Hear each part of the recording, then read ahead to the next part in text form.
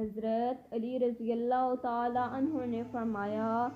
اپنا سر اونچا رکھو کہ تم کسی سے نہیں ڈرتے، لیکن اپنی نگاہیں نیچی رکھو تاکہ پتہ چلے کہ تم ایک باعزت گھرانے سے تعلق رکھتے ہو۔ حضرت علی رضی اللہ تعالی عنہ نے فرمایا، دو چیزوں کا ثواب تولا نہیں جا سکتا، ایک معاف کرنا، دوسرا انصاف کرنا، اور سب سے پہلی عبادت یہ ہے کہ انسان مصیبت میں صبر کر کے اللہ پاک سے مدد کا منتظر رہے۔ حضرت علی رضی اللہ تعالی عنہ نے فرمایا، جب تم پر برا وقت آئے تو یہ مت دیکھنا کہ کون تمہارے کام آیا، بلکہ یہ دیکھنا کہ کون تمہیں چھوڑ کر چلا گیا۔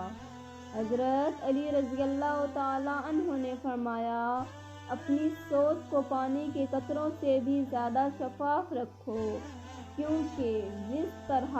قطروں سے دریا بنتا ہے، اس طرح سوچوں سے ایمان بنتا ہے۔ حضرت علی رضی اللہ تعالی عنہ نے فرمایا،